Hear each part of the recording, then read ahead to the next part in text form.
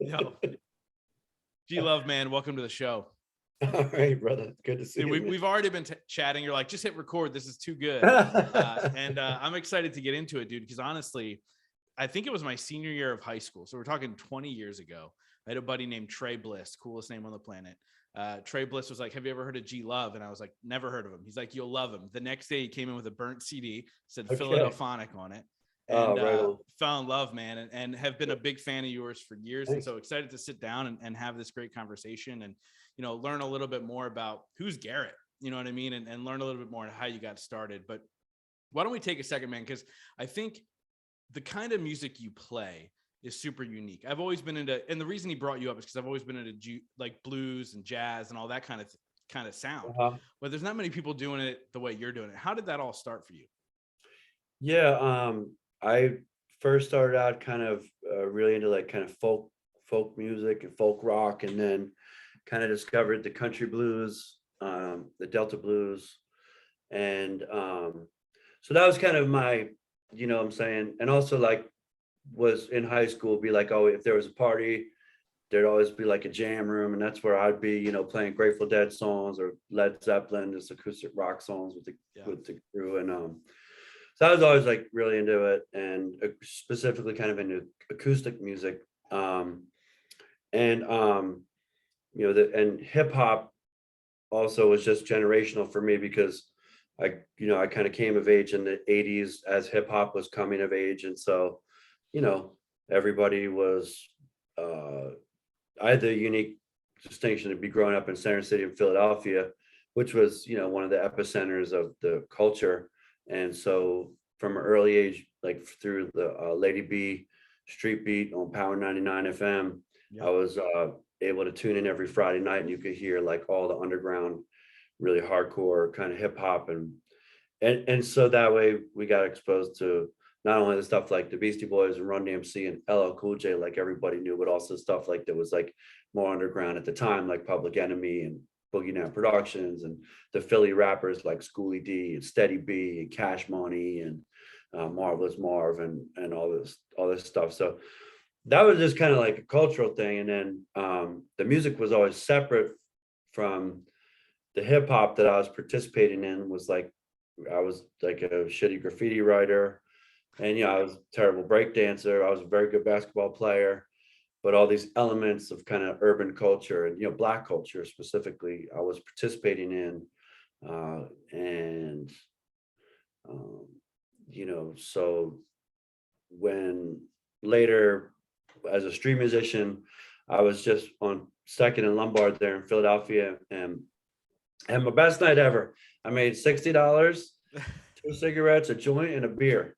And I must have felt like the king of the world. And then I started rapping the lyrics to this Eric B. and Rakim song, Paid in Full, over my blues riff. And then it was like the sky opened up, you know, like the life of Brian, Monty Python was like, chose me. That's awesome. Yeah, and that was cool because I knew at the time I had been searching for something unique.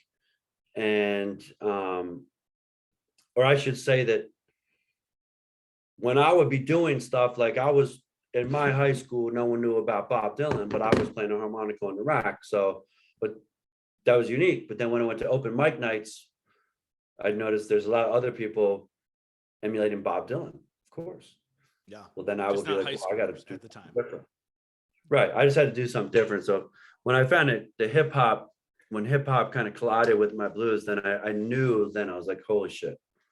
And then that week I wrote my first like rap called Rhyme for the Summertime, which was about the Philadelphia bike couriers, which were like the coolest people ever. It's so funny hearing you talk about like back in, you know, early Philly rap. And the only reason, so I'm a little bit younger than you. I'm 37, almost 38 now. And so I was alive, but I was like 1 and 2 years old. So I didn't live through it, but I just finished Will Smith's book. And he talks very much about that era and that time and the music and how it blew up. And then I obviously doing some research before we sat down, I heard you talking about that. And so it hits home really, because you're really somebody who went, I'm into this culture. This is the lifestyle I want. And then you went and did it. Like how many people go out and go on the streets and play and try and figure out what's working, what's not working. and not many people do. And here you are making a living doing it, and very, very successful. So when did you decide like music's my thing? Like this is what I want to do? Well, I just I was gonna rewind real quick and just like talk about that. So like if well, first of all, is Will Smith's book awesome? I gotta read that. It's incredible. I want Like to read how it. he wrote it and how he tells stories. It's just so good. Yeah. It's cool.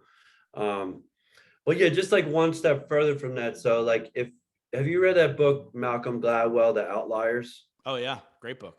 So if you think about like that formula, which was like how did Steve Jobs and Bill Gates, graduate high schools 10 minutes from each other and a year apart or whatever, and how did the Beatles, um, you know, what makes specific cultural movements happen. So if you look at Philadelphia, or just like specifically Philadelphia, like so there was that hip hop, a big portion of hip hop started there, where with on the hilltop where Will Smith is from, Hmm. and then it spread throughout the city, but it spread throughout the world. But in the city, like um, the Roots and G Love, we all graduated like class of '91. They went to Kappa. I went to Germantown Friends School. You know what I mean? Um, and right the year below me was a young woman named Santi White, who went on to be Santo Gold, right? In Oh my high wow. school. Yeah. And also at Kappa was a Mel Stowell, who went to GFS, but graduated with the Roots at Kappa and later had her band Groove Theory. So all these elements of creative hip hop inspired stuff, but different because there was hip hop, which was two turntables and a microphone. And then the next generation of people like the Roots were musicians that wanted to make the records that they love sound, they wanted to make with live instruments, emulate the sounds of what they grew up listening to. I wanted to take the elements of hip hop and put it into my rock and roll and blues stew. And why did that happen in Philadelphia in 1991? Yeah. Well, it must have been something in the water, right? It's because it's an integrated city. It's a small city. The cultural, racial lines were blurring, and the art, and there's a big artistic foundation. And then there's so they're just interesting. And then also, if you look at a little more macro, like if you look at the West Coast at the same time, there's a white kid out there with a guitar. His name was Beck. Yep. So when they went to shop my demo, they went to the West Coast and came back and said, well, how did it go? Did we get a deal? Well, no. There's another white kid that plays guitar and rap. What? Yeah. You're like, Well, this is crazy. who is this person? Oh, it's some kid named Beck. Well, fuck this guy, Well, they signed him to Capitol or whatever. They didn't sign you. But then I got signed, and then the Roots were pissed at me because I got signed before them, and they hated me, and then they got signed. It's all good, but Now they're playing for Jimmy Fallon, right? yeah. And so, anyways, but it was just an interesting thing, like culturally, but yeah. But I didn't mean to interrupt your question, but I just felt like it was a good talking point. No, I love that. And it's so true now that you put it in that perspective, and thinking about the outliers and how, I remember, I've read this years ago, but I remember specifically like the hockey players and kind of where Right. they were growing up and how they were training. And The it's age. so true, and I mean, you even look at high schools now and Right. how multiple NFL players can come from one high school at the same time. Right. And it's really about environment and what are you exposed to. Sure. And again, like I love the fact that you went on and created this uniqueness and were able to really kind of create this whole entire brand around it. Because when I think about creativity, right, there's so many different types of creativity, but you're somebody who goes, this is the creativity that I love. And then you went out there and you made it happen for yourself. So talk a little bit about that journey with you and like where you're like, okay, I think I can do this full time. I think this can pay the bills. Yeah, and that's a good. So right. At first, it was just like a 16. Like I started writing songs when I was 15, and the minute that happened, like it was like a flip switched, and I was just like alive, And it was a real outlet for me, like emotionally, and just as a kid trying to figure out what everything's all about. Yeah. And then there's an expression, and it was cool too. So, and the minute I write songs, I had this kind of instinct to record them on, my boombox or whatever, and then just send them to, demo derbies and managers seeking talent or wherever, just to try to get gigs and stuff. So there was already like, there's just like an instinctual thing, write, record, figure out how to perform. And so again, I grew up on Second and Pine, which is 3 blocks from South Street. And in the 70s and in the 80s, it was super vibrant street performance culture. There was jugglers, there was magicians, there was a puppeteer that had handmade marionettes. He had 3. He had Elton John, Janis Joplin, and Jimi Hendrix, and he would be dancing these things. There was a guy who would play Mozart on the glasses, and there was like a old timeless Italian guy named Big Al from South Philly with no teeth. He would sit on a milk crate, play the spoons and the harmonica. And so all this shit, man. And there was like, there'd be folk singers and everything. And so so when I was 16, we first did it kind of as a joke, like fucking around to go play on the street. And then we made $20. And it was like, what the fuck? So in 1986, at 16, 17, making $20, that was the moment that I was like, wow, I can actually make money playing music. And it was like really empowering. And so that became my first gig. And then I started getting serious about it in high school. I tried to get my buddies to come out, and they'd be like, no, there's a party out in Mount Airy in the woods. And I'd be like, well, why don't we just get some beer and go play on the street? No, we're not doing it. All right. Well, I would just go do it.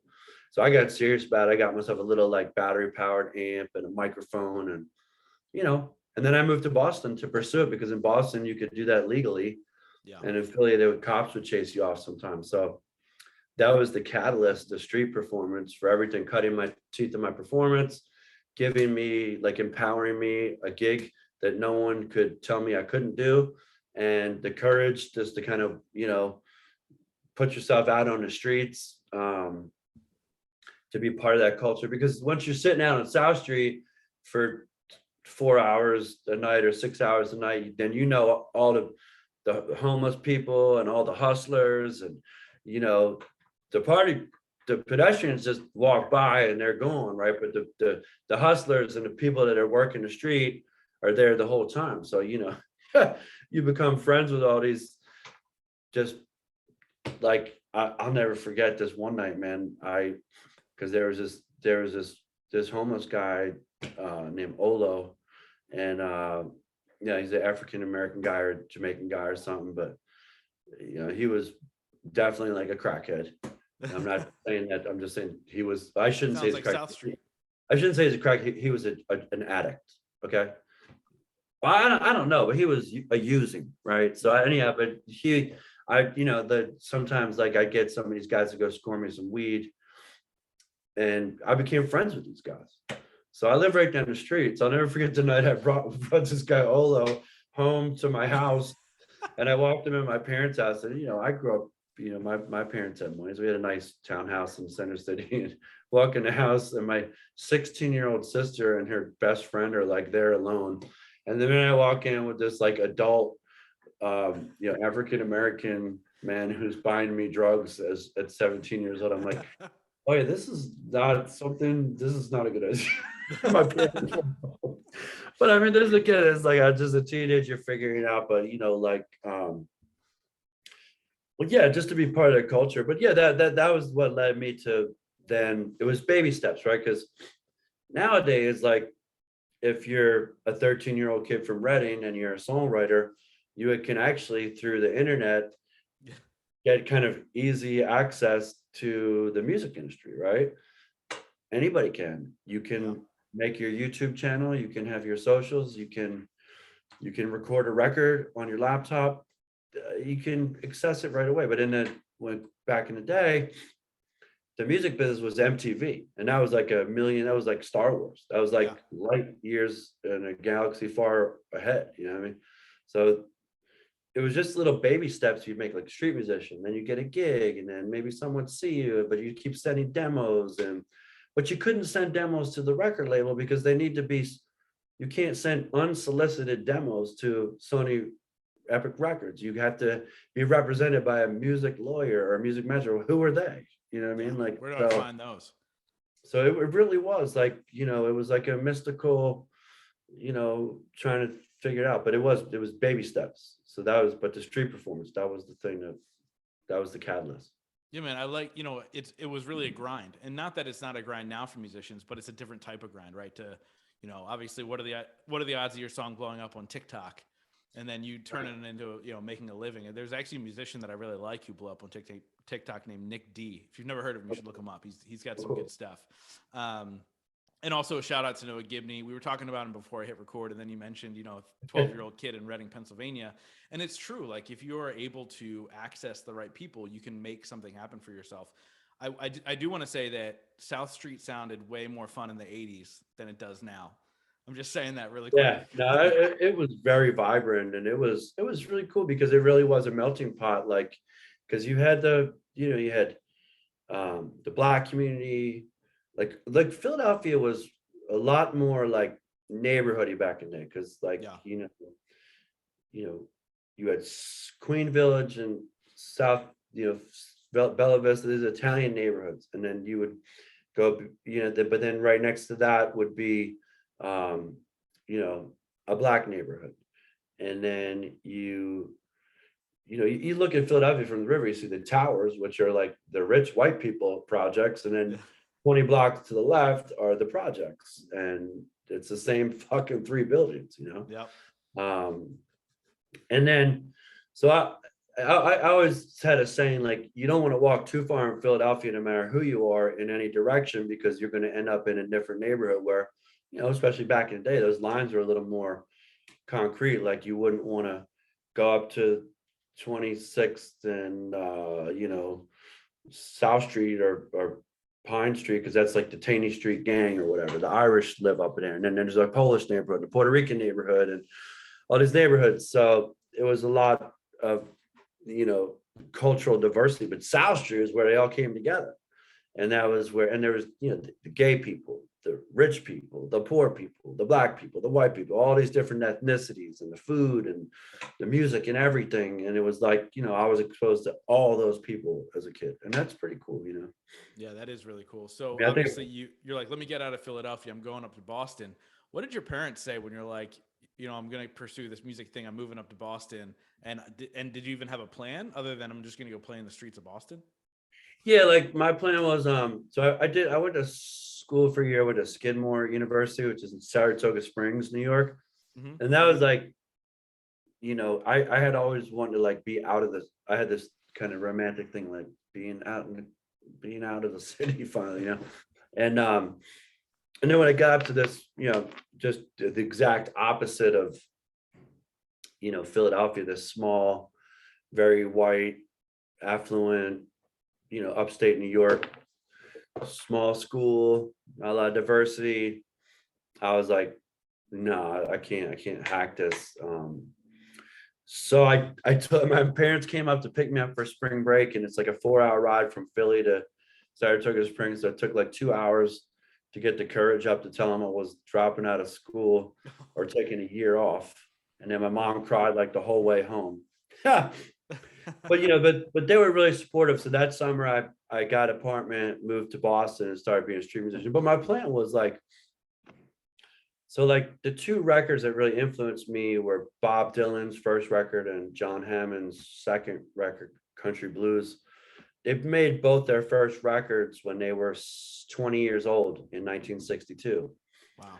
So in my mind, and I discovered those records when I was 17. So in my mind, it was like, okay, you have to make you have to get this good and make your first record by the time you're 20. That's just the way it has to go. So to me, it was a plan. Like, the original plan was like, make a record and play the coffee house circuit, because that's what I knew John Hammond was doing. So I ended up doing a lot more than that, because I got a band and we got a real major label record deal.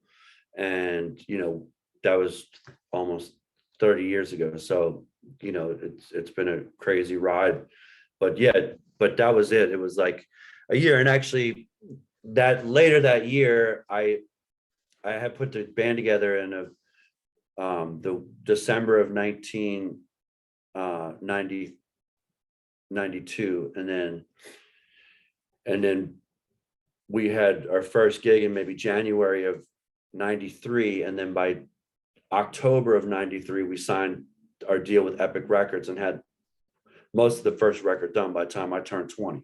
So that was, or I turned 21. And well, yeah, that was like a crazy time. But right before that, like I did apply to BU and got accepted. And the essay that I wrote was called A Child of the 80s. And a lot of the lyrical content from that ended up being in a song called Blues Music, which was like our first single. So I did fulfill my promise to my parents to like, take a year off and then reapply at a different school. But then it was just like, I got accepted to BU, but then it was like, yo, the band's taking off. Like, obviously, I'm about to sign a record deal. I'm not going to college. You know what I'm saying? So at that point, they had to have been supportive. They're like, okay, you've gotten close at least. Let's give it another year, maybe, right?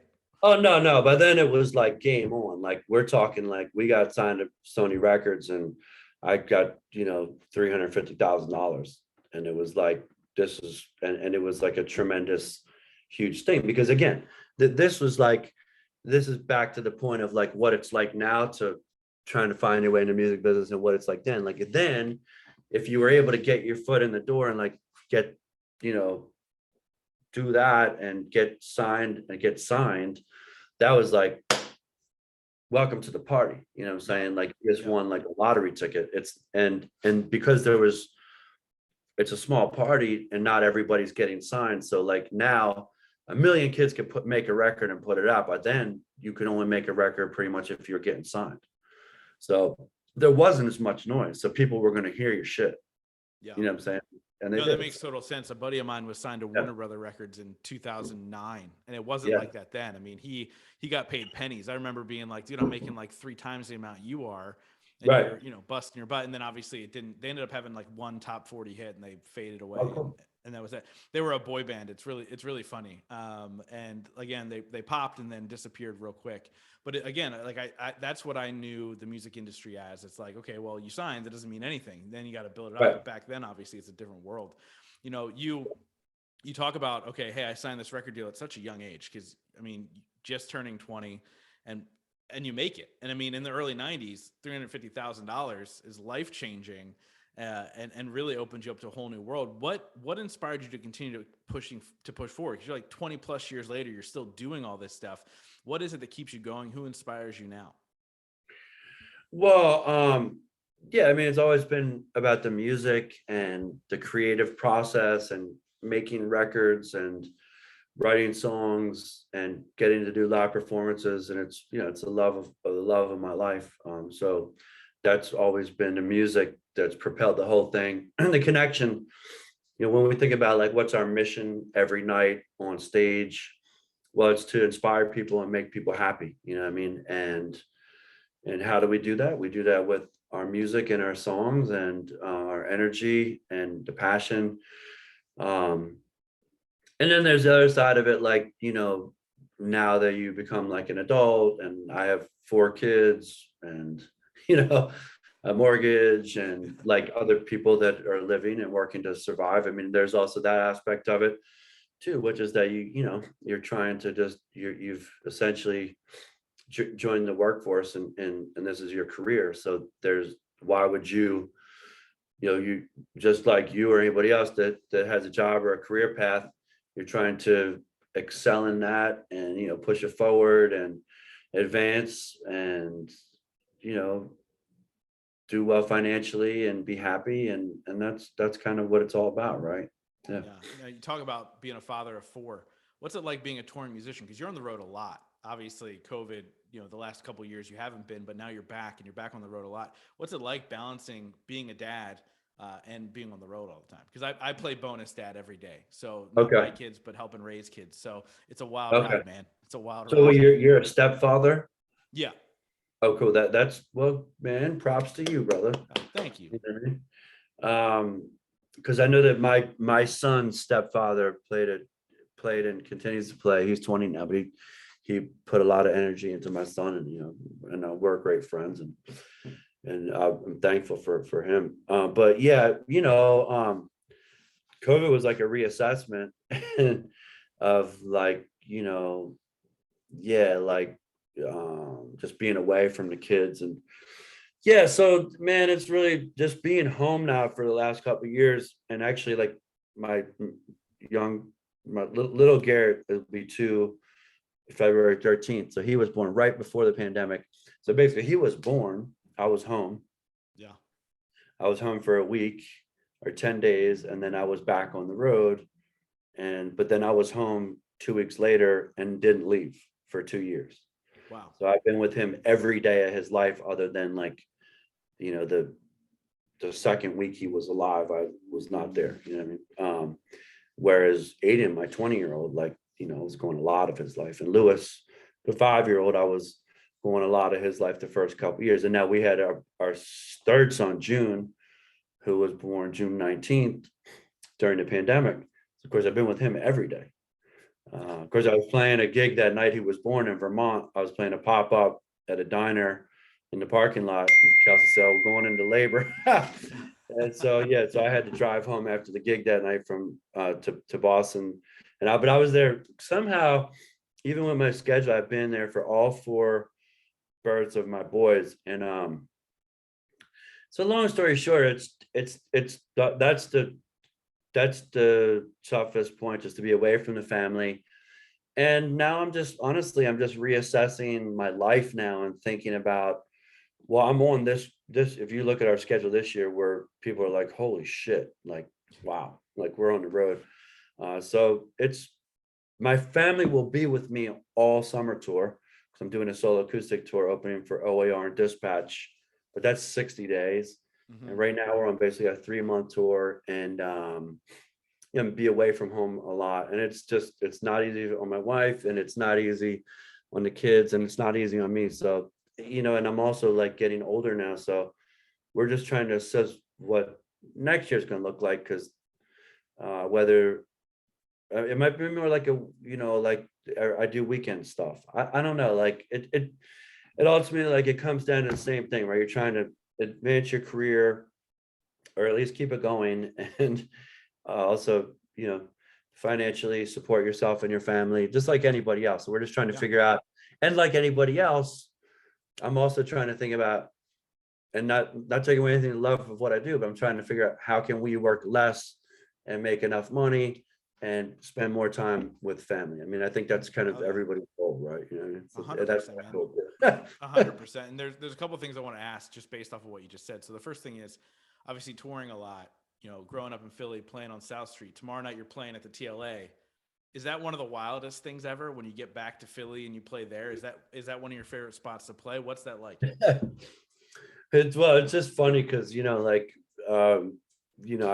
played at TLA 100 million times. Yeah. Yeah. And I'm looking forward to it, yeah, it's like, it's literally, I used to play, that was one of my street musician spots, was at the old Workbench, which was at the time right across from the TLA. TLA has been there since I was born, Yeah. Forever. So yeah, I mean, this is just, like I played basketball league at Old Pine Community Center, which is on 4th and Lombard. And then after, if we won the game, the coach would walk us over to Jim Steaks, then the whole team would have cheese sticks. So this is literally my neighborhood, like I walk down the street and I know people that own the shops, because I was a kid that grew up going to those shops my whole life. You know what I mean? So it's a tremendous homecoming, and so it's always special to be home. That's cool. Now you're talking about what's it look like to create a little bit more work-life harmony and continue to support my family and work less to make more money. I've noticed you've went headfirst into some NFTs. Yeah, that's it, man. I'm like, come on, baby. No, I'll tell you this. I don't know too much about it. I do have a good friend who has spent hundreds of thousands of dollars on Gary V's NFTs, and I recently had another guy on my show. Them for hundreds of thousands? He's holding them. Yeah. And he's been offered like stupid amounts of money. He just started a podcast talking about NFTs. And then I've got another buddy who his family owns the Mexican restaurant in Epcot. And a bunch of other restaurants, and he's into the NFTs, but I don't know much about it. Like, what's your play? I saw there's literally, you have a monkey. Like it's like you. Tell me about it. Oh, well, well, that's not my collection. That's just That's a collection from, I think the guy lives in Brooklyn, but so they just had hit me up on Twitter, and I was like, oh, when you gonna make the G Love? Because he had made a Questlove NFT, Yeah. like with an afro. And he said, how can I get this to Amir? I go, when you gonna make the G Love one? And then he actually made a G Love one. So I was like, oh shit. So that's pretty cool. And actually I'm talking to that guy about doing an animated video for our excuse me, one of our singles for the new record. It's called Love from Philly, and it features Schoolie D and Chuck Treese. So he's actually working on a Schoolie D character and a Chuck Treese character. He's going to maybe do an animated video using some of those NFT characters, That's cool. which I think would be really happening. My NFT is called Juice Gang, and it's based on the artwork of this artist named Andre Soler, who did the animated videos of the album The Juice. So it's a celebration of the Grammy nominated album. And if people are interested in that, they can find out about it, and they can also mint one at nft.philadelphonic.com. And that's also the start of what I'm doing. The Juice Gang is like the first NFT, but we got some other exciting projects in the work right now. Like the first one will be a tour poster, a digital tour poster for this tour called the G Love Juice Up 22 tour. And that's going to be dropping hopefully in the next couple of weeks. And that's just like a series of 250 digital tour posters. And after that, we're actually tomorrow in Philly, we're going to start the process. I have a storage space in Philly that has all the master reels of 2-inch tape from our first and third record, and probably some other ones. But so if you're a G Love fan and you know, like the first record, like one reel of tape usually holds like 3 songs. So you could be like, you know, blues music fast, blues music slow, and the things I used to do. Or one has, you know, cold beverage and 2 outtakes, Fat Man or something. One has Baby's Got Sauce, and then an outtake of Baby's Got Sauce. So we're gonna do an NFT based around these actual reels of tape, and there'll be a digital authentication. There's also going to be like a cool piece of photographic art, but then you actually will physically get shipped. Whoever ends up being the holder will physically get shipped the reel of some specific rock and roll memorabilia, the 2-inch tape that the records, the master reel. So That's awesome. That's cool. And then the last one is this is all happening this year. Is the Philadelphia, Mississippi is the new record, and that's going to come out in June. So that record will have a digital NFT component too. So yeah, I'm definitely diving headfirst into this space. It's an exciting space. It's in a creative space, and it's also there's a lot of money that's being made, and an opportunity for people that participate in these NFTs to hopefully make money off. It's basically collectibles. So Yeah. if you never heard of NFT, it's a collectible. I mean, it's software, but it's also a collectible. So if you collected comics as a kid and sold a comic book, that's basically a huge part of what the NFT marketplace is now. There's also going to be a future where it's going to be based more on authentication uses to authenticate your ticket stub, so that you can't scalp a ticket unless you hold the digital on the blockchain, or that's just one example. So, or if you have a Rolex, and the Rolex will come with the digital authentication, so that when you buy or sell that Rolex, it carries that stamp of authentication. And that could be with artwork as well, or any number of things. You know what I mean? It's interesting. Yeah, dude, I love how you described it. Your eyes are glazing over. No, I loved how you described it, because I've heard it explained so many times, and like the collectible thing makes sense for me. So I collected baseball cards as a kid. Yeah. My word of advice, not understanding NFTs, don't hold for too long, because I had like baseball cards worth ridiculous amounts, and the whole baseball card world exploded and died, and they were worth like pennies on the dollar, right? Right. So anyway, I wanted to bring up one more thing before we get to the end of the interview. You live in one of my favorite places on the planet, Cape Cod, Massachusetts. Okay. often go to Chatham. We're actually going up to Chatham in April and for a Oh, couple of cool. days and can't wait. But right off of Main Street, right behind Squire, which is Cool. the bar to go to. But Oh yeah. what brought you to the Cape, man? Like, there's something special about it. I want to know what that was for you. Yeah, and basically, my parents' best friends own. They bought a roadside motel in the '70s, and it's now transformed into a five-star resort called Waquasit, Yep. which is kind of it's in Harwich, right next between Chatham and New Orleans. So anyhow, long story short, we're from Philly. My parents eventually retired to Avalon, New Jersey, where they had bought the old story. They bought a house in Avalon for $60,000 in 1976, and then 3 years later bought the lot next door to it for $90,000, and then they sold that for millions of dollars, and then they wanted to move to Cape Cod where they could have a little more room to breathe. And so we were very upset when they said they're selling the house at the Jersey Shore, because that was like our whole community was Avalon. Dude, I And grew up in Ocean City, New Jersey, actually. yeah, So so just north. how the communities are at the Jersey Shore. You end up like maintaining those summer friendships your whole life, where some of your high school friends you drift apart from, it seems. 100%. But anyways, yeah, like so they wanted to move up there, and then I had moved up there to Boston in 2004 because my older son's mom was from there. So when we split, we left Philly, and then I was out in Boston. So yeah, my parents moved out to the Cape, and then I eventually got my own spot, and then we eventually decided we love it so much we're going to live there full time, and that's what we're doing. So a little tough in the winter on my wife right now, who's there in the cold, rainy New England. So, but it's a little bit of a struggle, but the community is great, and yeah, we're really happy up there. Dude, I love it. I love it. Yeah, I mean, I would go up as a kid because my aunt and uncle owned a home up there, and now they're there full time, and like retired up there, all that stuff, and Yeah, Chatham. And I'm just like, I don't know how you're handling this cold. Like, it's so brutal up there right now. Like, and they're not young, right? They're just 70 years old, and so right. not spring chickens, but It's quiet, man. It's quiet. it's beautiful. I love it all year round up there. I mean, I've been up in Februarys and Octobers, and we went up last summer over 4th of July, and I was like, never again.